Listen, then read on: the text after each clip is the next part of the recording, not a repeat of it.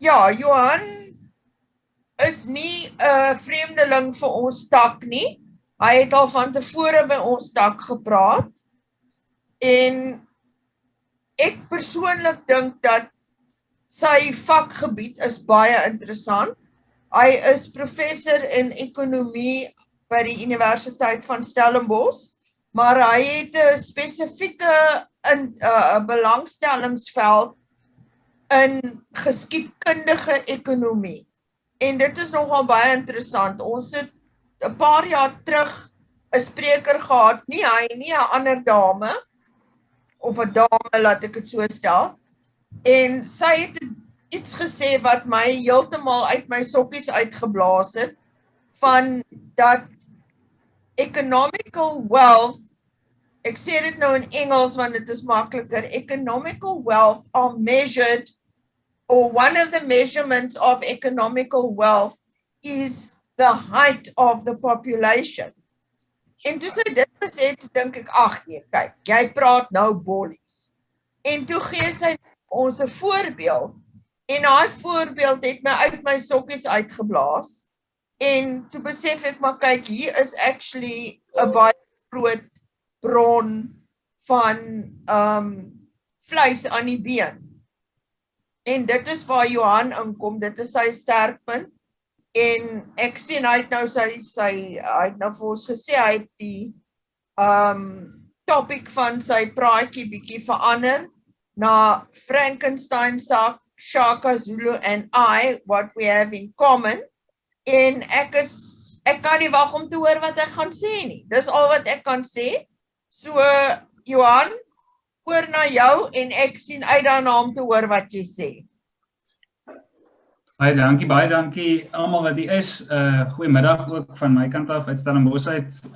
Dis lekker. Ek het gesê ek gaan die praatjie maar dan in so deels in Afrikaans en deels in Engels doen. En ek's welkom om as daar iets onduidelik is dan sal ek dit graag in 'n ander taal herhaal. Ja, ek het gedink om iets anders te doen as soort van die standaard praatjie wat ek oor die boek doen. So die boek is, miskien moet ek actually net 'n kopie kry van die boek. Dit is agter op die rak. Dis die boek wat ek sopas bekend geskryf het en is onlangs gepubliseer deur Tafelberg. En so ek het 'n standaard praatjie wat ek daaroor doen, maar ek het gedink vir gegee die gehoor wat dalk meer belangstelling in genealogie, gaan ek dalk een van die hoofstukke oor gesels en dan gaan ek ietsie oor die breër aan die einde meer oor die boek sê en die doelstelling van die boek, maar die rede hoekom ek op hierdie hoofstuk besluit het is sodat ek my eie genealogie miskien 'n bietjie kan inbring in die storie. So die hoofstuk is hoofstuk 15 en die titel is daar, maar ek wil nou nie die storie weggee nie, so ek sal dit so van die titel aan die einde gee, dat ek dalk nie nou dadelik dit die storie verkoop nie. So die storie begin eintlik in 1816 in Switserland met Mary Godwin wat later Mary Shelley sou word en toe nog boyfriend Percy Shelley wat gereis het na Geneva toe. En die doel was om lekker vakansie te gaan hou in die somer. Hulle het actually in April, vroeg Mei gegaan, basies die tyd so 205 jaar terug. En hulle was van plan om op die Geneva meer te vaar en die somer in die son te geniet. Saam met hulle was 'n paar ander mense, onder andere Lord Byron wat soos 'n bekende digter is in Holland. Maar die probleem was toe die weer was verskriklik sleg. It was terrible weather and actually they were stuck at home basically the entire time. And so one evening they actually devised this game to write a ghost story.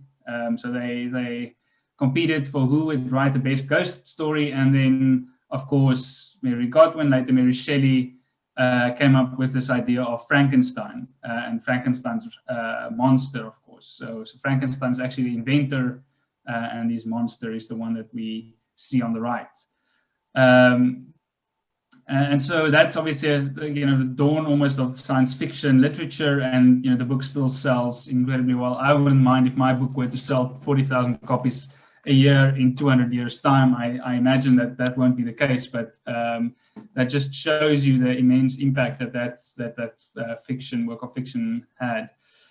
But of course, it wasn't all just fun and games. In fact, this year without a summer, as it was later called, had devastating consequences across Europe.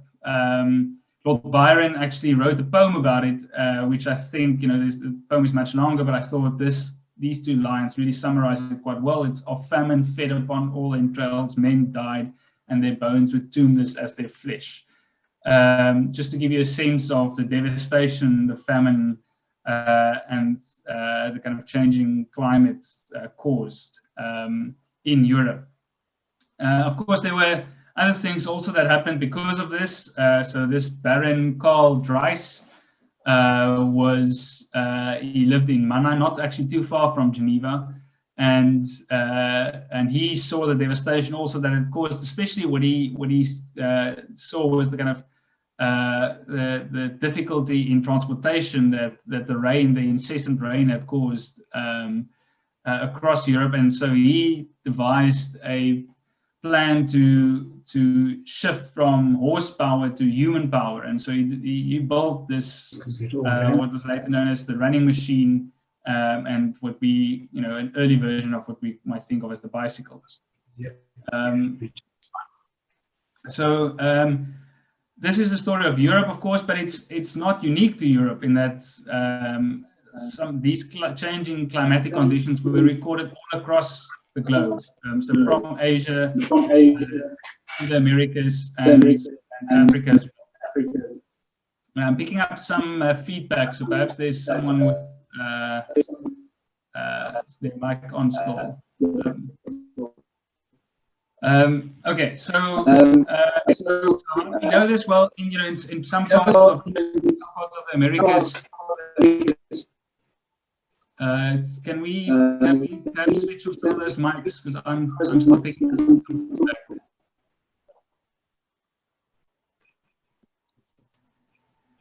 I switched him off your mic. Okay.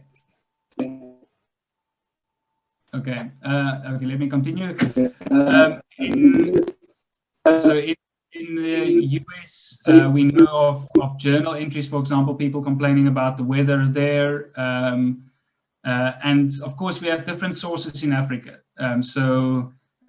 We don't have all the written records that we would like to have, but we have alternatives. We have oral histories, and there we can see another kind of innovative source that economic historians use, and that is tree rings. So oral histories, in Nguni language, the term madlatule refers to this, episode where you eat basically what you can and you don't complain.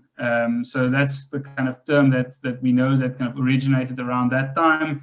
And then kind of a recent study by Garstang shows that in southern Zimbabwe, we see these tree rings that show a severe drought around the 1815, 16, 17 period. So it seems to have been kind of this global event. And of course, we know from South African history or Southern African history that this is around the time that the Mfecane started. It's a period of chaos and suffering. The word that really means something about the scattering of people across the continent. And the origins of this is much debated. I mean, there are still PhDs that's been written about this, but it seems to be correlated at least with resource scarcity and severe drought around this time. As confirmed again by those tree rings. So die Mfecane was is 'n reeks oorloë konflik wat wyd verspreide gevolge gehad het. Dit het natuurlik begin soort met die oorsprong in die 18, 16, 17 jare wat daar binne die tussen die Ndwandwes en die Mtetwas was daar oorlog en Shaka was soort van die opkoms uit sy vorige koning vervang en hy het toe oorlog gemaak teen die Ndwandwe en hom gewen en van daar af soort van sy veldtogte geloods teen al die ander groepe rondom die wat toe soort van 'n klein aanvanklike Zulu clan was, het hy toe opgebou in hierdie magtige groep wat wydgespreide gevolge reg oor suidelike Afrika gehad het. So ek gaan nou nie in al die detail in, daar soort van 'n kaart aan die regterkant wat wys wat al die bewegings was. Om kortweg op te som, basies het hy baie groepe gedwing om te trek en baie het getrek na soort van onherbergsame gebiede. As jy dink vandag, Lesotho is the most rugged country on earth, so dit is regtig onherbergsaam. Swaziland is ook baie onherbergsaam, en so baie groepe wat voorheen gebly het in die valleie byvoorbeeld, het nou gaan vestig in die berge, om het kort op te som, en hulle het ander groepe weer verplaas. So die groep, die Tsonga byvoorbeeld, wat Mosambik was, het geskuif na die Lebombo berge toe, en daar was natuurlik ook Mzilikazi, en hy het geveg teen Shaka, en hy het toe ook weggetrek, so van Pretoria toe, en later na die suide van vandagse Zimbabwe. En natuurlik Zululand self is redelik onherbergsaam, die soort van al die valleie en heuwels. So hierdie Volcanic, hierdie tydperk, dis interessant dat het begin het soort van rondom 1815, 1816, 1817 en het geweldige gevolge gehad vir die toekoms van Suid-Afrika, want wat het gedoen het basies is om mense te versprei, eerstens te verminder, so die hoeveelheid bevolking, die grootte van die bevolking is beduidend gedaal. Daar's obviously die beramings vir hoeveel mense presies dood is baie moeilik, want ons het eenvoudig nie goeie rekords van die tydperk nie, maar beramings is tussen so van 1 miljoen en 2 miljoen mense, so dit is geweldige groot konflik wat eintlik plaasgevind het, natuurlik nou oor 'n tydperk van 20, 30 jaar, so mense moet ook dit net in gedagte hou. Maar die ander ding is die verskywing van mense, van soort van die oop platteland na meer bergagtige dele, wat ook beduidende gevolge sou hê. Hierdie is presies wat ek nou net gesê het. Ek dink die belangrike ding hier is om te verwys na hierdie artikel van Puga, wat hulle kyk na die slawehandel en hulle wys dat een van die gevolge van die slawehandel in die res van Afrika was dat Afrikane het wegbeweeg van die kus en veral ook wegbeweeg van die riviere waar die slawehandelaars tipies maklik toegang kon kry. So dit maak sin, hulle wou vlug van die mense wat hulle wou vang en so hulle het ook in onherbergsame gebiede gaan woon in die berge of soms selfs op eilande in riviere. En die gevolg daarvan, soos in Puga argumenteer, is dat daai mense veilig was, maar beperkte ekonomiese potensiaal gehad het, want as jy in 'n berg bly, dan kan jy nie 'n groot surplus produseer nie, en jy kan veral nie daai surplus mee handel dryf nie. So jy het soort van 'n lae equilibrium potensiaal wat jy dan het om ekonomies te ontwikkel. Bloot vir jy weet die feit van waar jy bly. En so mense kan soort van daai idee, that principle you can apply to the South African context in this period and say that, a lot of these people that fled the Volcanic or that fled the Zulu, the rising Zulu Empire, they settled in these rugged terrains, and that was a rational thing to do because it protected them, the mountains. But the consequence of that was that they could not grow the same surpluses that they might have been able to do before, and certainly trading those surpluses became really costly. It's just incredibly difficult to trade. If you've ever been to Lesotho and the Drakensberg Mountains, you would know that it's really difficult to transport anything across the mountains, and so selling your surplus of wheat or maize or sorghum or whatever you're farming with would be really difficult. So that's kind of something interesting that happened in Southern Africa. And of course, at the time, no one was kind of linking all of these different things to each other, and that's also kind of interesting to keep in mind, and we'll, at the end, I'll say something about what connects them. I just thought I might show you just a map actually of, this is South Africa, this is the eastern half of South Africa, and it shows you on the left-hand side the caloric suitability index. So this is basically showing you that in these areas, this is kind of Zululand, of course. This is a very fertile area. So I didn't mention that, but these fleeing groups settled not only in rugged areas, but they actually settled again rationally in kind of fertile but rugged areas. So places that get a lot of rainfall. So all these little white lines you might recognize as the former homelands. And so that's a later consequence of where the people settled in the 1830s.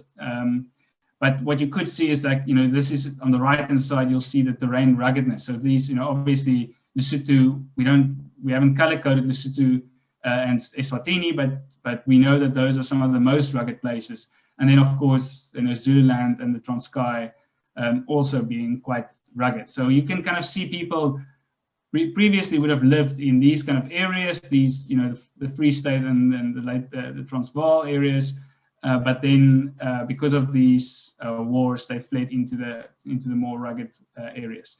So how does that kind of connect to me? So, Shaka is assassinated in 1828, 22 September 1828, and 7 years earlier, this is a marriage record of, I think it's the Dutch Reformed Church in George, and here at the bottom, you'll see on the 2nd of September is a guy called Stephanus Fourie, who gets married to Hester Cecilia Olivier.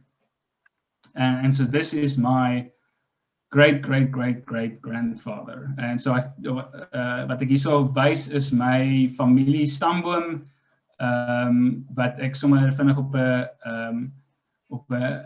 met 'n algoritmetjie in R geskryf het. Dis 'n baie lekker package wat hulle deesdae het om so van die genealogie te plot. En wat lekker is van die algoritme is dat jy kan dit soort van aan beide kante toe. Jy kan begin met sê nou maar Louis Fourie en dan soort van sy tentakels uitvat na die regterkant toe, of jy kan eindig met Johan Fourie wat nou ek is en sy tentakels na die linkerkant toe vat. So hierso is Stephanus Johannes Fourie, dis die ou wat getrou het in 1821, en hier is Hester Cecilia Olivier. En so mense kan soort van sien waar hulle in die familie boom insteek. Nou, ek het sommer ook gedink, ek wys vir julle waar het hulle gebly, waar het Stephanus Fourie gebly. Hierso is die kaart van al die plase in 1850, en ek het sommer net al die Fourie plase swart gemaak. Nou, wat die probleem met om dit te doen het is, hierdie plase hierdie in Stellenbosch is so klein dat dit lyk swart, maar dis nie actually, daar was nie enige Fourie wat daar gebly het nie. Meeste Fouries het hier in die Langkloof, en dan hier op die grensgebiede, daar was daar 'n soort van 2 families wat daar gewoon het. Stephanus Fourie het hierso gebly, en ek het mens kan ook iets sê oor sy, byvoorbeeld die hoeveelheid slawe wat hy besit het, wat ek ook inligting oor het. Die storie gaan actually nie so erg oor Stephanus Fourie nie, maar oor sy neefie, ook is Stephanus, David Stephanus Fourie. En so, wat nou gebeur het met hierdie, om dit nou in te trek met die Volcanic, en by die Year Without a Summer in Europa, is om te sê, natuurlijk wat gebeur het na die Volcanic, is dat so 20 jaar later, in die 1830s, 'n groepe settlers, grensboere, na die binneland toe getrek. Nou, hoekom het hulle dit gedoen?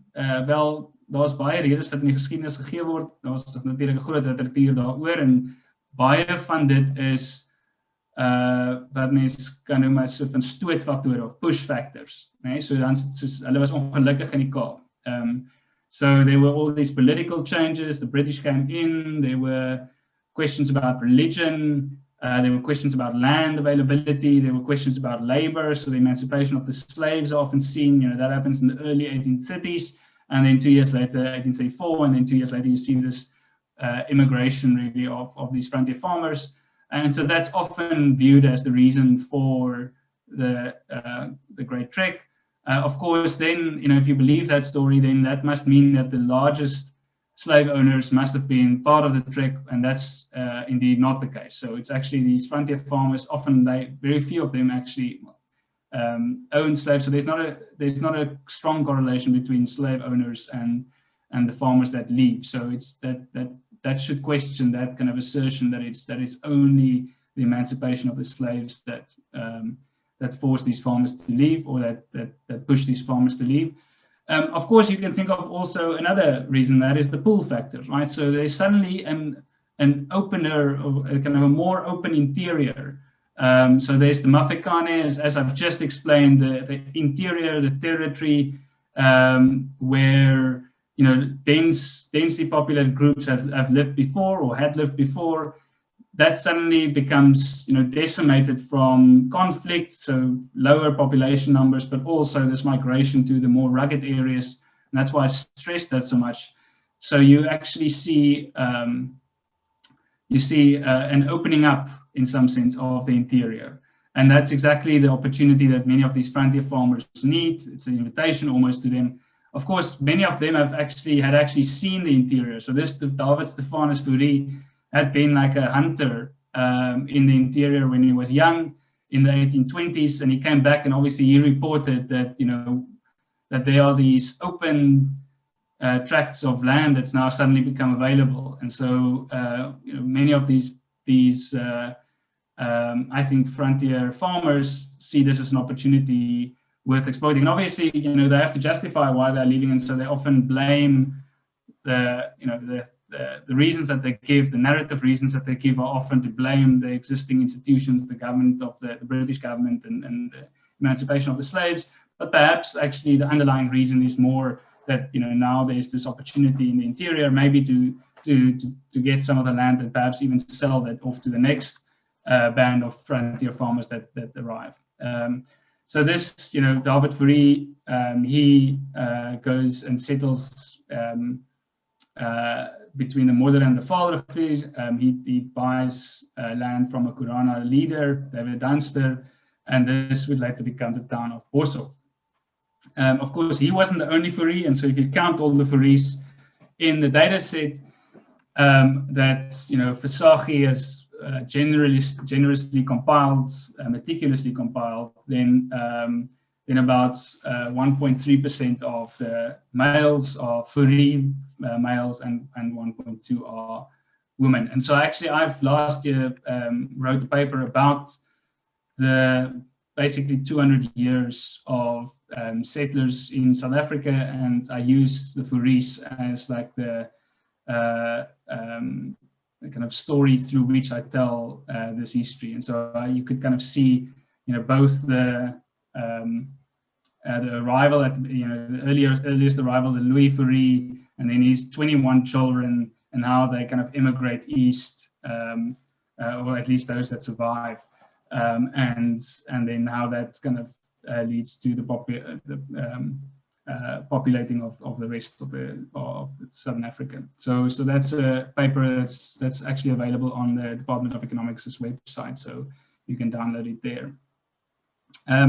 Okay, so then the question is so what caused this bad weather in 1815 that firstly created the year without a summer, that caused the Mfecane in South Africa and Shaka to rise up and cause this devastation and repopulation in some senses of Southern Africa, and then allowed these frontier farmers to immigrate into the interior or migrate into the interior.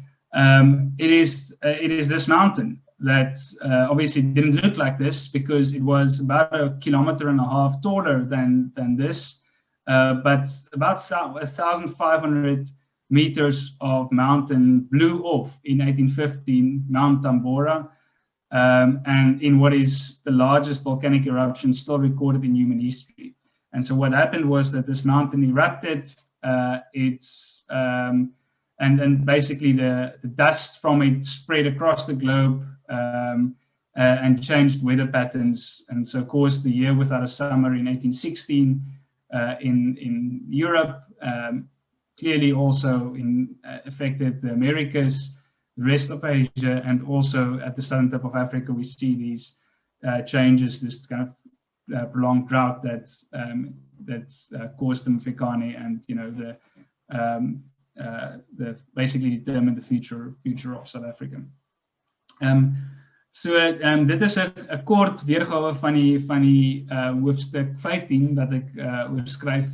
En dis een van soort van 33 hoofstukke in die boek wat ek cover oor die ekonomiese lesse wat ons uit die verlede kan leer.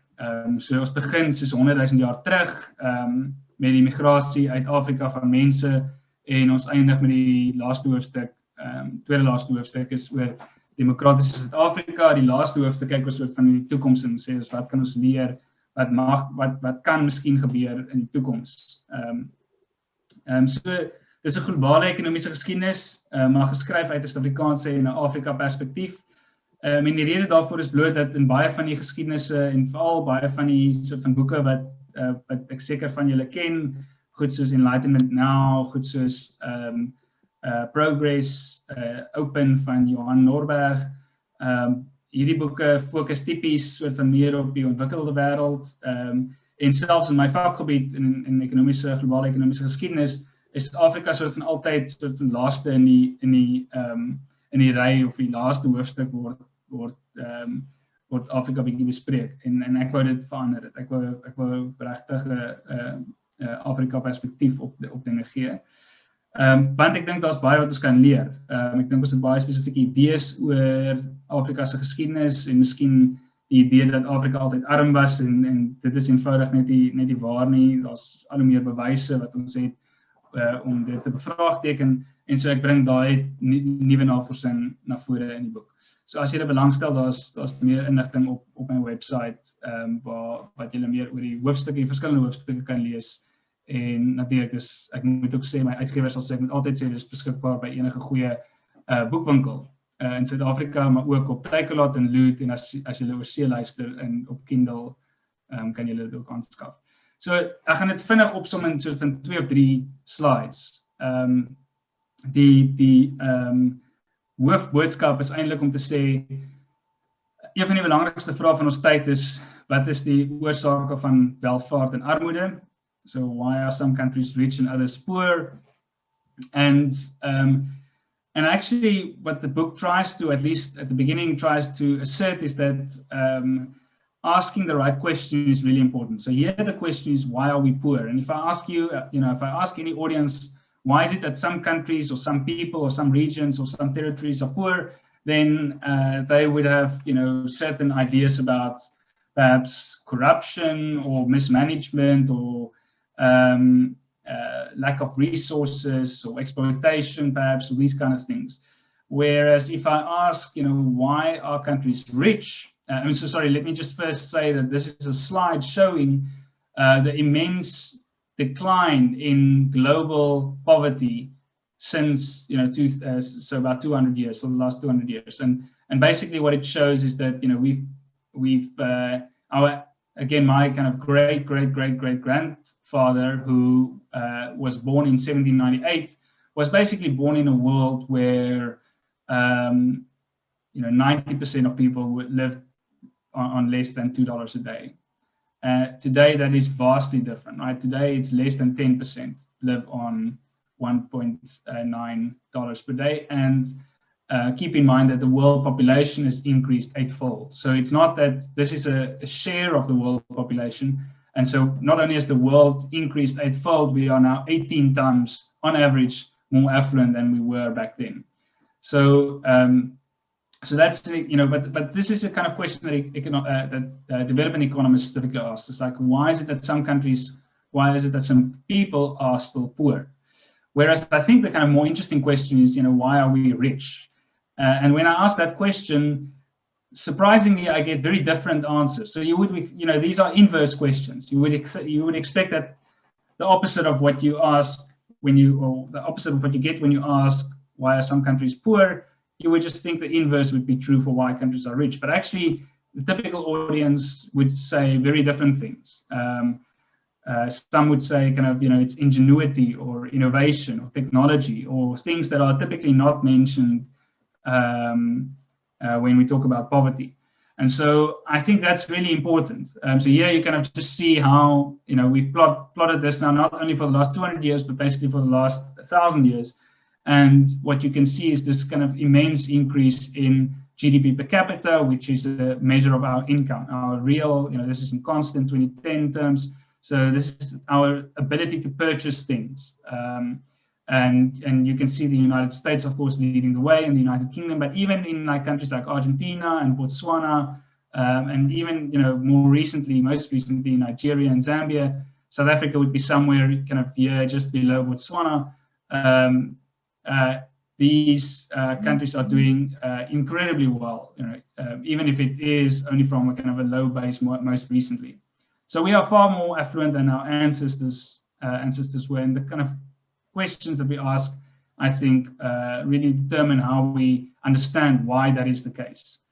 So that's partly the point of the book, is to try and understand why that is. And so the one thing that I find kind of interesting also in talking to students frequently is that they are quite negative, right? People are quite negative about the world. And understandably, to some extent, this is true for South Africa. There's reason to be negative. We've had a tough decade. Our income per capita has declined. We're now in COVID, so it's even more. One needs to be more kind of cautious, I guess, and perhaps there are greater worries about the future. But one should also keep in mind that that there are reasons why we are negative, and those are things like the media often portrays events in a negative light, and it's a rational thing for them to do. It's not to criticize the media. They have to sell newspapers, and we are pre-programmed almost to respond more greatly to kind of negative news than to positive news. Psychologists call this a kind of a negativity bias, and that's evolutionary. That's kind of the case. We have to fight or flee, and so when there's negative news, we just have a greater appetite to respond than with positive news. But then there's also the thing that I think our education curricula is kind of geared towards telling very specific types of histories. History is often kind of political history, and social history rather than economic history. And economic history is a very positive, right? It's a very positive or optimistic story of the past, right? This immense increase in human prosperity is very difficult to just miss, and just say history is kind of filled with things about people that did bad things, to put it very kind of bluntly. So that's partly also what I wanted to do in this book. And so what I hope to show is that it's the builders rather than the burglars who ultimately prosper, even though I think in South Africa, certainly in the last decade or so, both from government and the private sector has seen a lot of burglars, and so hopefully we can turn that around. And so I'll end off with the message, I guess. The one lesson, so Bruce Whitfield asked me this question about what is the one lesson that I learned from writing the book, and I guess it ultimately goes back to the Industrial Revolution, and this, again, I'm going to go back to this story here of the UK, and this immense increase from roughly the 18th century. We call it a revolution, and then when people think about a revolution, they think of the French Revolution and something that happens in like 1 or 2 years, but it's it's more like an industrial evolution that's kind of slow takeoff, and then you see this incredible increase over time. So what is the ultimate reason for that? I think it's down to the fact that we've come to the understanding as a society, as kind of humankind almost, that there are two important things, there are two important ideas, and that is that firstly, we have to use our understanding of nature to advance our material conditions, so to make us more productive, to kind of simplify. So we have to understand what is our understanding of nature. It's basically science, right? So we have to use science to help us help us produce more things. But I think that's only one kind of part of the story. The second, and I think really important one, is that we should ensure that knowledge is not the preserve of an elite few. That we should produce more, and that more, that greater level of production or greater productivity should be everyone should share in that. And so I think those two ideas are useful to keep in mind. And so I'll end off with this picture on the right, which is a picture of me at the 2010 FIFA World Cup. This is South Africa playing France.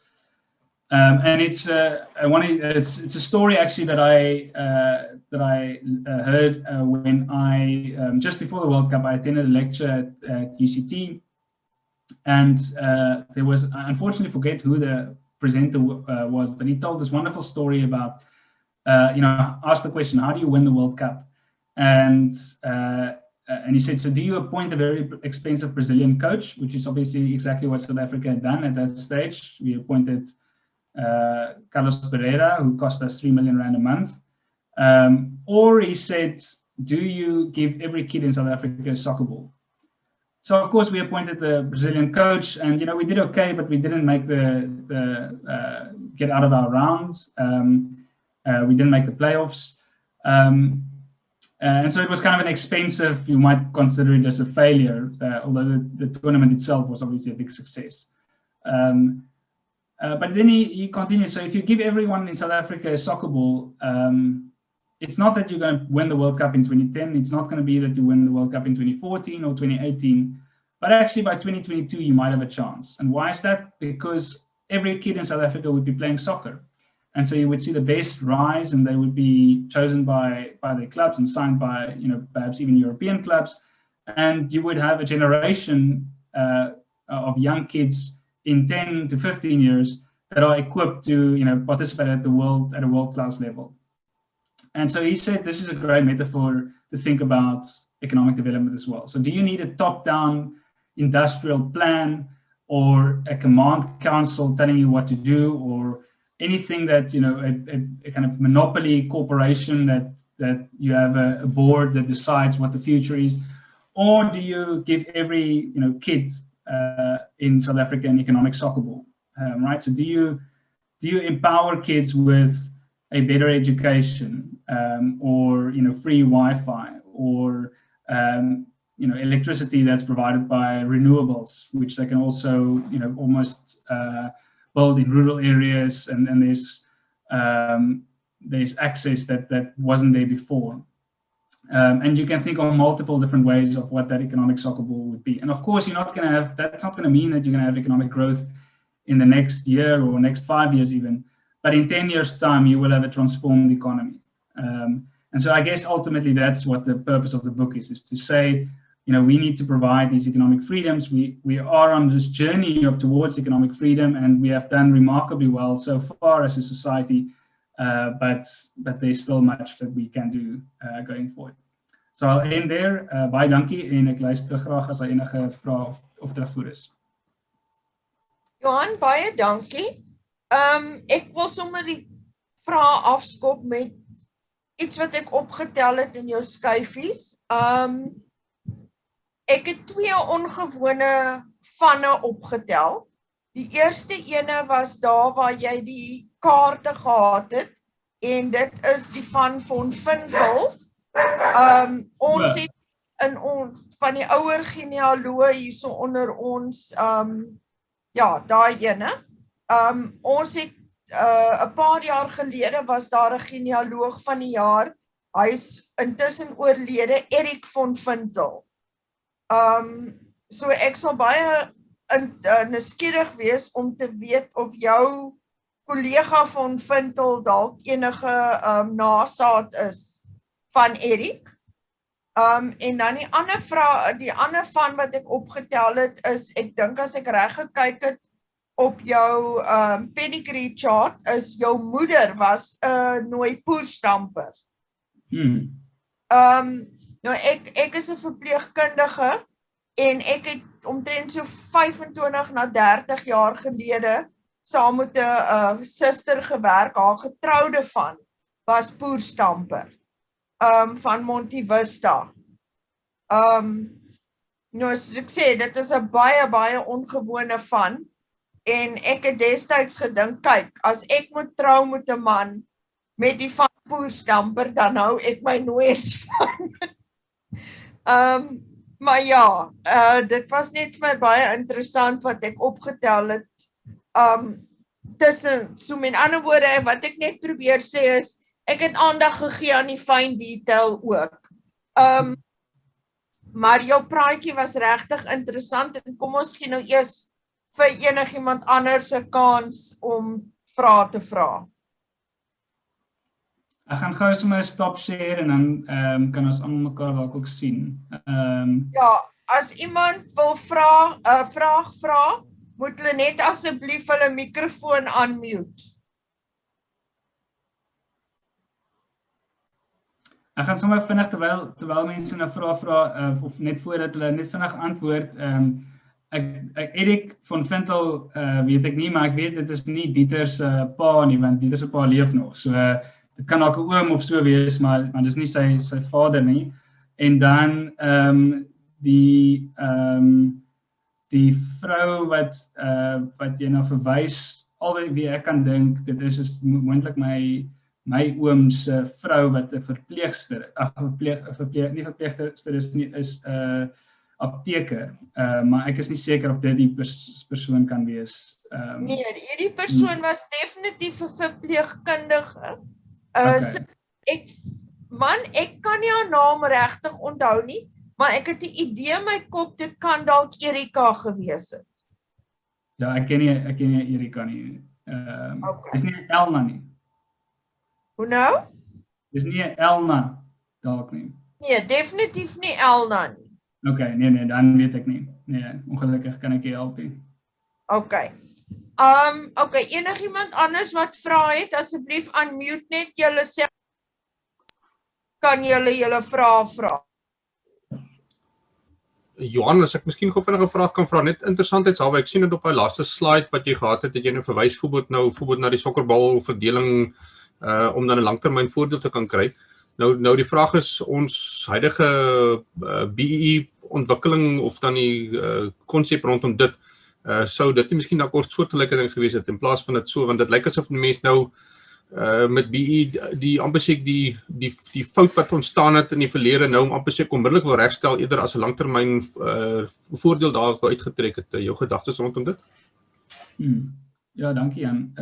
Ek dink jy is reg deur te sê ons probeer met iets soos BE. Kyk, daar's verskillende weergawe natuurlik van BE. So daar is forme wat ek dink aan beide kan val. In beide die kant waar jy vir mense ekonomiese sokkerbal gee. Ek dink byvoorbeeld in die program waar Naspers mense bemagtig het met aandele. Dit is 'n geweldige sinvolle en het 'n geweldige impak gehad op sekere gemeenskappe. So dit is, sou ek sê, dis eintlik 'n sokkerbal daai. Maar daar is natuurlik die wetgewing wat van bo af soort van geïmplementeer word en waar net 'n klein elite voordeel uittrek. En dit sou ek presies weer beskou het as dis nou maar 'n manier om 'n Braziliaanse afrigter aan te stel en hoop hy gaan dinge kan regmaak. So ek dink mense moet versigtig wees om alles soort van oor een kam te skeer. Ek dink as jy na die detail begin kyk, kan jy dadelik sien dat hierdie ding lyk meer soos iets wat almal of 'n groot groep mense sal bevoordeel teenoor 'n ander ding wat weer net 'n klein elite. Dis maak dit kom weer by daai twee idees. As jy ek meen ek's nou soort van 'n baie eenvoudige manier te stel, as jy al die surplusse toe-eien vir 'n klein groepie mense, dan is dit 'n swak manier om ekonomiese ontwikkeling te bevorder. So dit gaan maar oor om 'n breë invloed, 'n breë impak te kan hê. Ja, dis dankie Johan.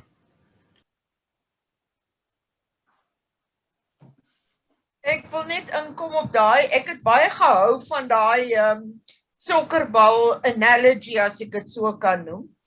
Maar net interessant, ek het so 2 dae gelede 'n episode gekyk van 'n televisiereeks met die naam van New Amsterdam.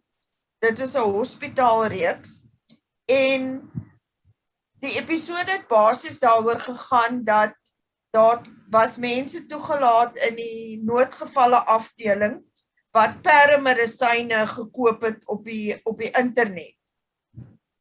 Maar toe kom dit uit, of althans hulle het nie op die internet gekoop nie, hulle het pamflette gekry.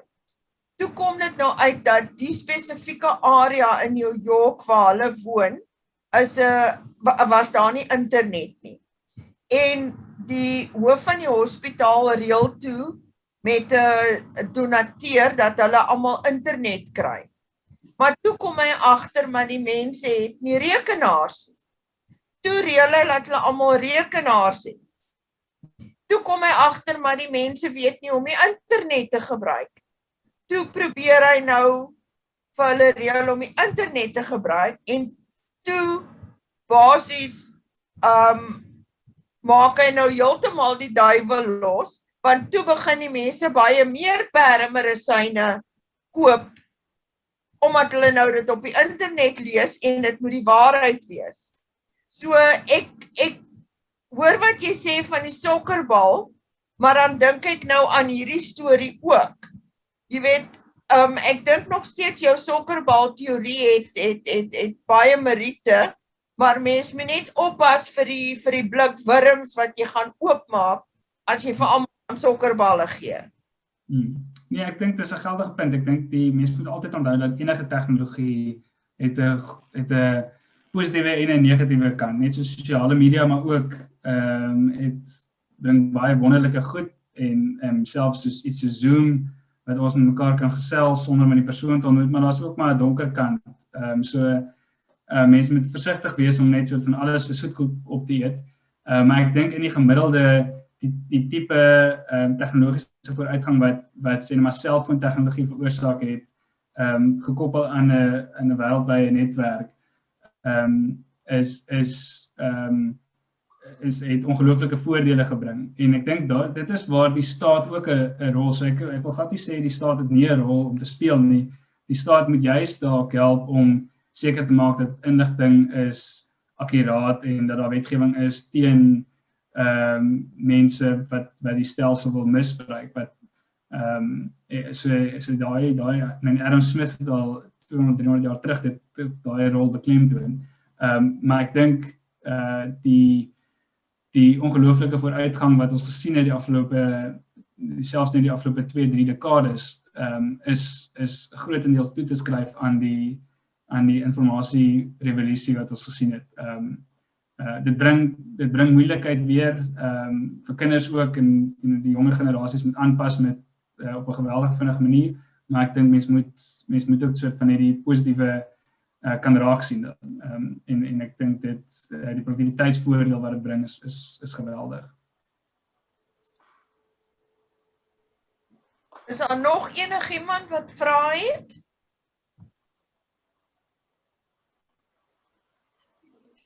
Lyk my nie so nie. Okay. Ja, laaste ding wat ek laaste 2 goed wat ek wil sê. Nommer 1 is, jou praatjie was regtig 'n inspirasie vir my en ek dink ek moet uitgaan om jou boek te gaan koop want ek wil meer weet. Nommer 2 wat ons gepraat het van die tegnologie. My 2 kleinseuns is in Verenigde Arabiese Emirate en hulle doen hulle skool uitsluitlik via Zoom en hulle is nou hulle einde verlede jaar oorgegaan, so hulle het basies nou 1 kwartaal gedoen en my dogter het nou in die afgelope week hulle rapporte gestuur en as jy nou vat, hulle word nou ewe skielik blootgestel aan 'n skoolsisteem wat hulle glad nie ken nie. Hulle moet nou Frans leer, hulle moet Arabies leer, hulle moet islamitiese studies leer en hulle op hulle rapporte almal net A's en A+ gekry en dit via Zoom skool. So ek dink regtig waar, jy weet, ja, daar is soos jy sê negatiewe aspekte via Zoom, maar ek dink tog ook as ek sien hoe die kinders behalwe verlede jaar omtrent glad nie skool gegaan het nie, hier in Suid-Afrika, en nou na 'n kwartaal met 'n hele nuwe stelsel met vakke wat hulle glad nie ken nie, en hulle kry daai tipe punte. Dink daar is definitief positiewe aspekte ook in terme van Zoom.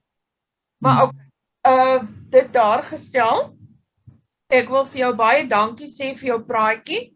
Weereens, dit was vir ons 'n inspirasie. En Pam en Phil gaan mettertyd met jou in kontak wees, want soos dit ons gebruik is, gee ons altyd vir ons spreker 'n klein geskenkie.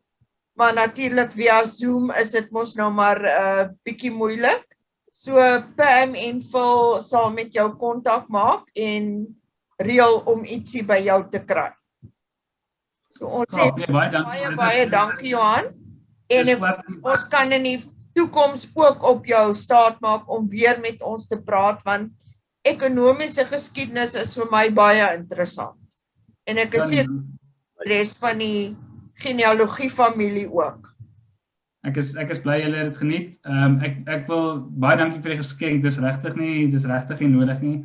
'n Groter geskenk sal wees is as julle van die boek hou om eerder 'n gawe rubriek te 'n gawe verwysing te skryf op een van hierdie websites, want dit klink vir my die verwysings maak nogal 'n groot verskil en natuurlik dit aan te beveel vir vriende en familie wat julle ook dink dit sal geniet.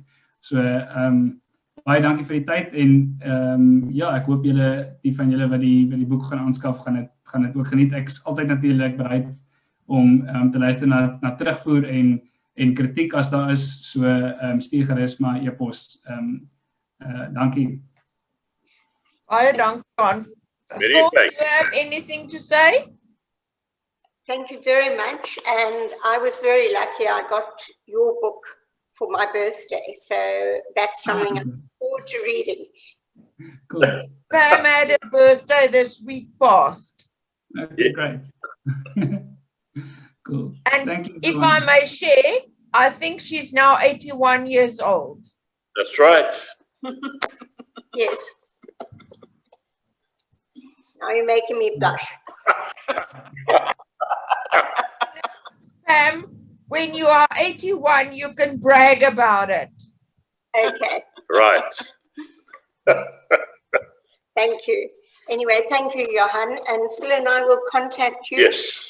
And it's good to have a trip out to Stellenbosch to come and meet you. Yes, indeed. Thank you. You once spoke to the Durbanville Heritage Society years ago. Yeah. On a similar subject, and you were speaking about the sizes of people and how they depended on the economic That's right. time. Thank you. Look forward to seeing you. Yeah, enjoy the book. Thank you very much. Baie dankie Johan, en soos ek sê, ons sien uit daarna om jou weer te sien. Dankie, totsiens almal. Bye. Bye. Kindly.